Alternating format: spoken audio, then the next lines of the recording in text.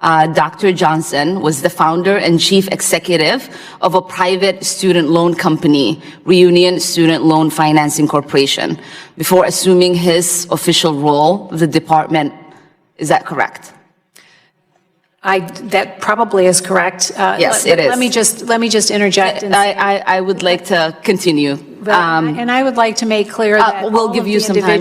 I will get to it. Thank you so much. The individual you have referred to is not part of the acquisition or procurement team. What you just witnessed is a striking example of how some things never seem to change.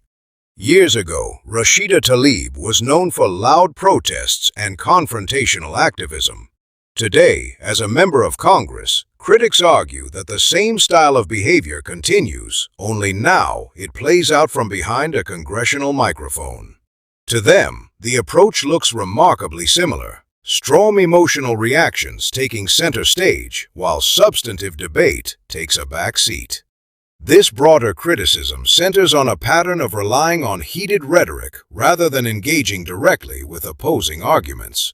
Detractors say that when political discussions become driven more by emotion than evidence, sooner or later, someone is bound to challenge the narrative. In this exchange, that role falls to Byron. As we'll see in the full clip, Tlaib presents her view of the country and its challenges, while Donalds responds with what he argues are concrete facts and documented evidence. The contrast between the two approaches becomes the focal point of the debate. Stay tuned as we break down the entire exchange and examine the arguments made by both sides. If you enjoy political analysis and commentary, be sure to like the video and subscribe for more. Thank you, Chairman. Madam Secretary, countless news sources have reported on the conflict of interest that run rampant through your top aides, especially those advising you on higher ed and loan servicing. When responding to questions about these conflicts, you have failed to adequately convince Congress and the American people that these conflicts do not interfere with the billions of taxpayer dollars flowing from education to corporate interest. Today, I would like to better understand your decisions for selecting aides and ensuring that their conflicts do not harm taxpayers. Last May, 4 of my colleagues on this committee sent your General Counsel a request for information about conflict of interest surrounding your $2 billion next-gen loan servicing solicitation. Given that this solicitation is given, I would like some information about the team that's leading it.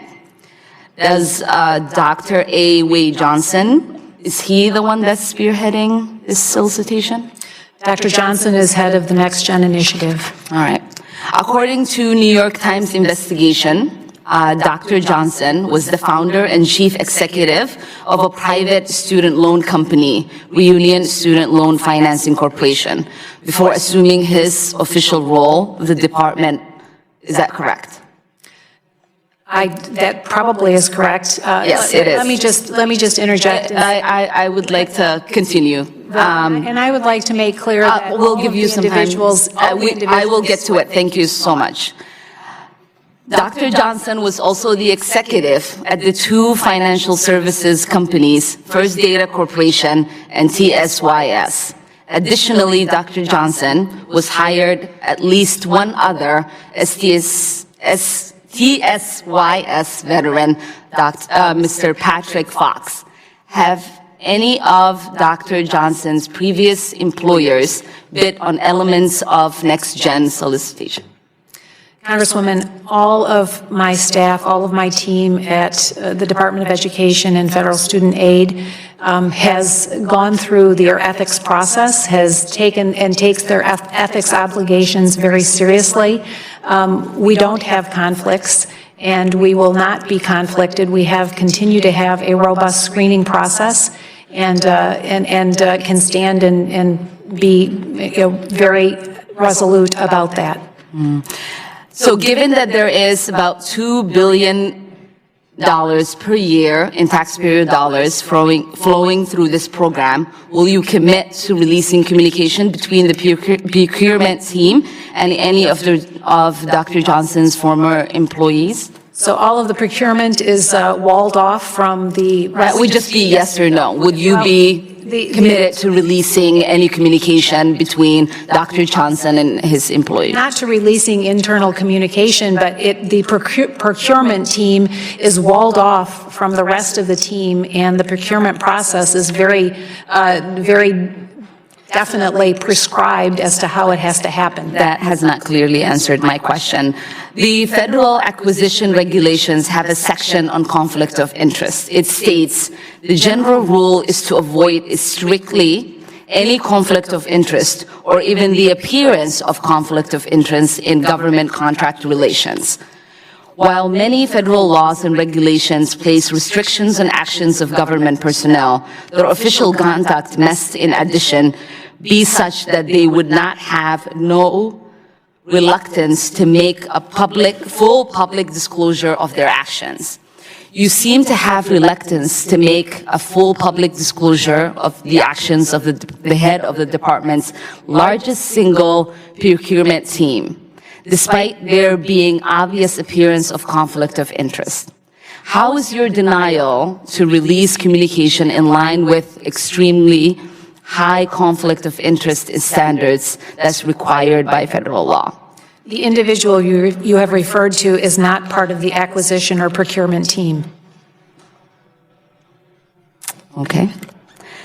But we need the communication that is happening between the procurement team and the employers of Dr. That Johnson. process is walled off from any other process. That exchange couldn't have highlighted the contrast any more clearly. What we just watched was two very different perspectives collide on the congressional stage. On one side, Rashida Tlaib presented her view of the situation, arguing that criticisms of Washington, D.C. are exaggerated and unfair. She pointed to her own experiences in the city and questioned why some portray it in such a negative light. Supporters may see that as defending her community, but critics argue it overlooks serious concerns that many Americans continue to raise. According to those critics, this reflects a larger pattern. They contend that when difficult questions are raised about policy outcomes, the response often shifts toward emotional rhetoric rather than addressing the underlying issues directly. From their perspective, political labels and heated accusations become substitutes for substantive debate. Then came Byron Donald's response. Rather than focusing on rhetoric, he centered his argument on government spending and the financial impact of immigration-related policies. Donalds pointed to the billions of dollars that cities have reportedly spent dealing with migrant-related challenges and argued that taxpayers deserve clear answers about those costs. His message was straightforward. Regardless of political ideology, public officials should be accountable for how taxpayer money is spent. For supporters of Donalds, that is what made his argument effective.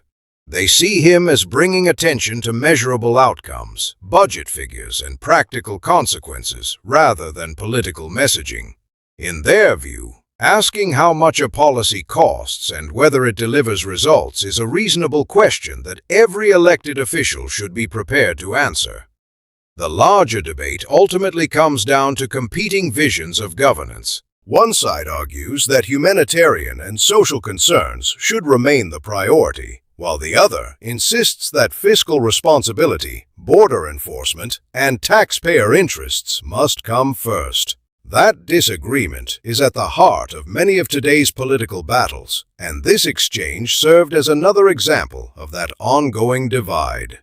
What do you think? Was Byron Donalds right to press for greater accountability and transparency, or do you believe Rashida Tlaib made valid points that deserve more consideration? Let us know your thoughts in the comments below.